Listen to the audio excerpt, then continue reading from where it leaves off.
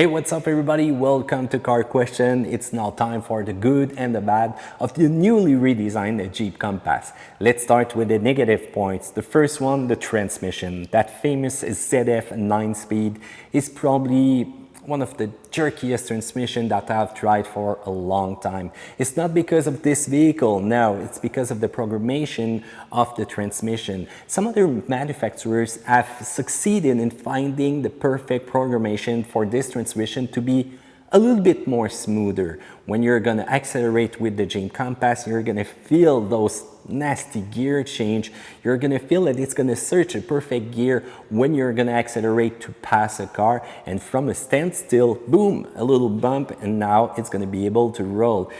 It's still sturdy, it's still resistant, but programmation is important when it comes to a transmission.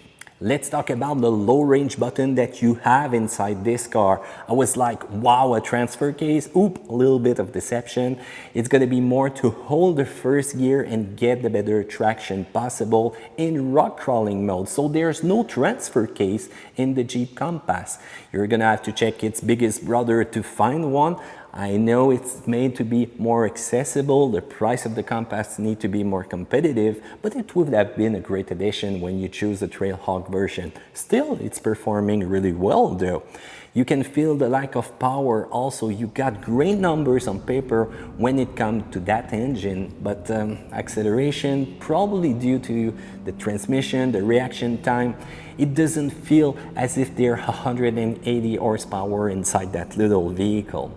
Let's talk about comfort inside. If you're tall just like me, you will get that headrest right there in the neck, and this is not the perfect position to be more comfortable. You will need to make some adjustment to your seating position. You can feel that the vehicle is a little bit heavier compared to the competition. When you're gonna be in a turn, when you're gonna brake also, you feel that this weight is a little bit overwhelming. But when you had so much component for off-road, I think it's kind of normal. You will also feel some ruggedness from the start and stop feature system. So when it's gonna stop, it's gonna feel like dying. And when it's gonna start, you will feel a long delay before you're able to engage, because it's a mix of starting your engine, the delay about that, and the delay that the transmission will need to get in the perfect gear to be rolling. So once again, delay. But a good thing is that you can turn off that feature by the press of a button.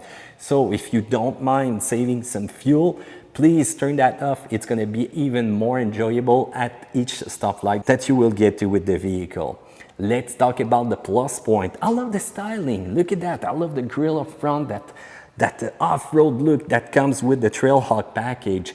The Multimedia System is also great. Easy to use, a fast Apple CarPlay, Android Auto, a big tactile screen, reaction, GPS, everything that you need is in that system. It's probably one of the best out there. The interior is really spacious. You will get plenty of space to bring your gears, your off-road stuff, or just a cooler to get in a real good party with your friends at the cabin, and they're gonna enjoy also the space in the rear. It's an awesome off-road machine with the Trailhawk package. Switch it into rock crawling mode and you're gonna be able to get everywhere. And believe me, there's a lot of bigger SUV with much more off-road potential that will be blown away by the capability of the Jeep Compass. The suspension is soft when you're gonna get into off-road territory. You can bounce that little vehicle, you can go over potholes, it will be able to take them and give you a smooth ride. The Trailhawk package is probably one of my favorite ones when you check that with the hook, when you check the styling with the two-tone color paints. It's the package that you need to put on your vehicle if you want to make it a good looking. So how about Matt's grade? I'm gonna give it a B. The only problem is probably the road handling, where it needs to be a little bit better. But hey, we're at thousands of light years from what the Compass used to be with the previous version. With this one, if you're an urban off-roader or simply someone that wants to go in the city during the week and head for its cabin in the wood during the weekend with a little bit of rock crawling, this is gonna be the vehicle for you.